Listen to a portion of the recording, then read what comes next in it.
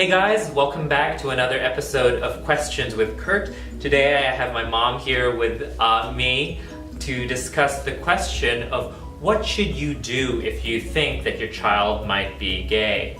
One thing I wanted to differentiate in this conversation is we're not talking about what should parents do if their child is gay or if their child comes out to them, because I think what to do then is very obvious, is to love them unconditionally and accept them, love them for who they are.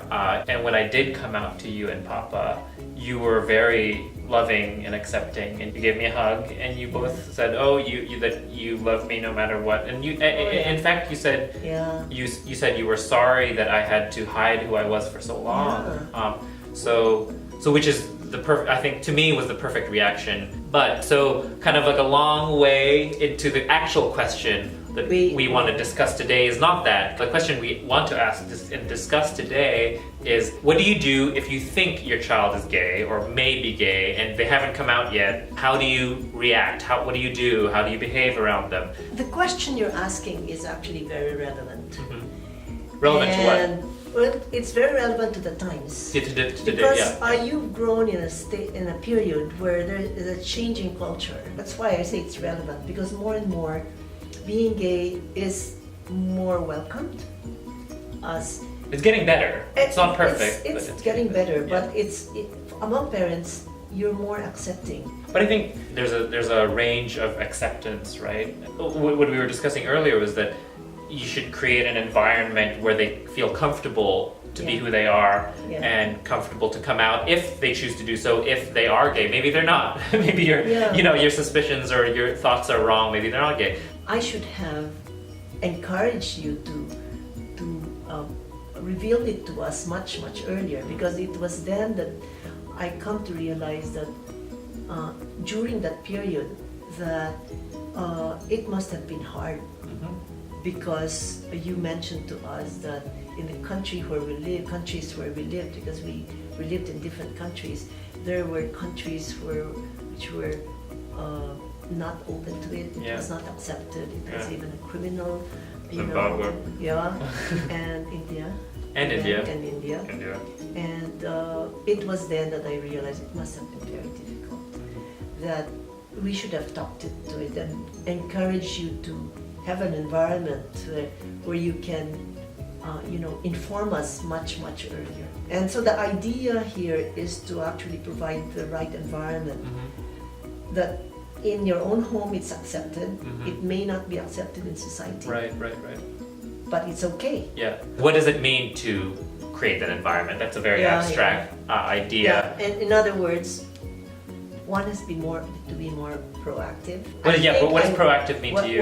What I would do if I only knew and realized how hard it is to be hiding and not to be accepted. It took us time to realize. If I were to do it all over again. What are examples of being proactive? To be proactive, first of all, is to talk about it.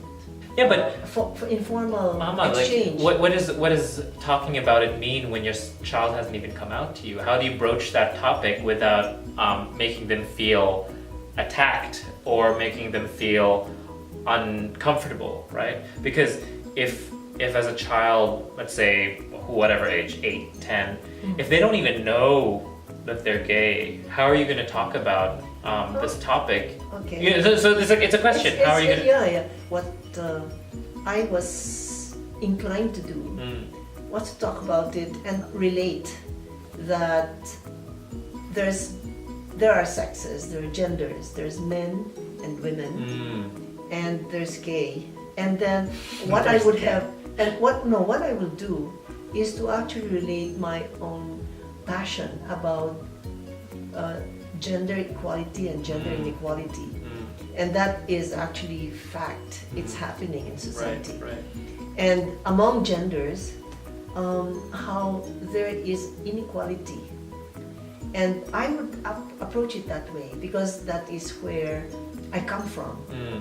That's a topic that you know about. That's a topic I fighting know for about, women's rights. Fighting for women's rights. To sort of like apply your the principles of equality Yes. amongst men and women, gender Yes. equality, and apply that to like, oh, those same values and ideals to LGBTQ equality. Yes, yes. Oh, I think that's actually a really great way to do it. Just sort of letting your child know this is where you stand in terms of all humanity. Everyone has equal rights and everyone should be treated equally. And so that's to let them know, kind of signal to them that that's what you believe. And so hence that kind of sort of generalizes to being gay as well. And Yeah.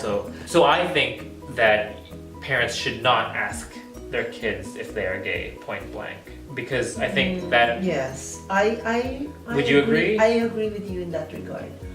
The point is to wait for the right time, because there will be a right time when they are ready, and you And won't if even you- have to ask. and you don't even They'll have to ask because. But what I would say is to hasten the process by encouraging.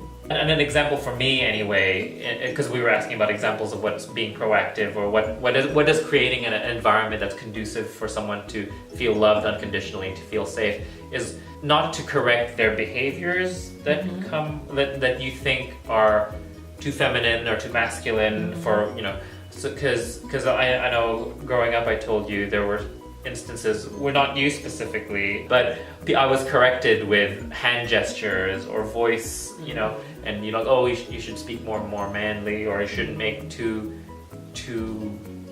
flamboyant hand gestures.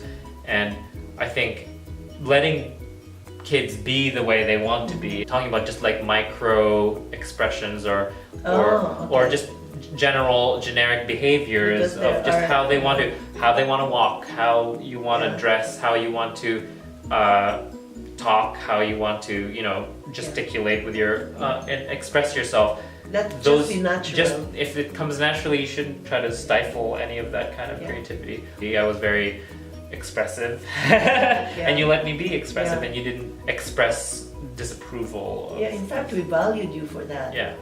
That's So for all the kids out there who are gifted and special, let them be gifted and special, and let them continue to do that.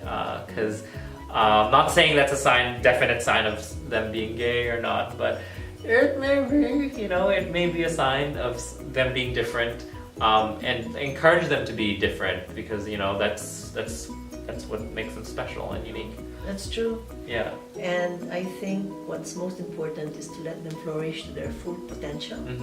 All parents' concerns when their children are gay for the world harming them, because the world will, you know, the way it is now, the way it has been in the past, where we haven't reached a place where there is equality. There will always be people out there who will feel threatened by, because they're insecure about things that are different. And so parents' concerns for children being gay because of their safety is a valid point, but I think the only thing you can do is to make them feel safe at home.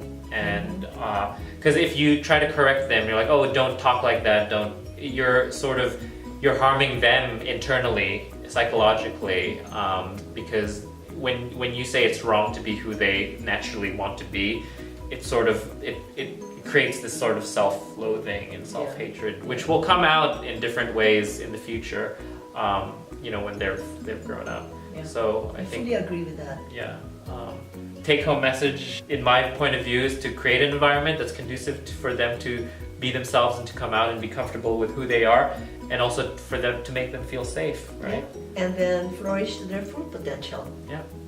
Well, anyway, thank you guys so much for joining us today, and we certainly enjoyed this discussion. Bye, guys. Bye. Until next time.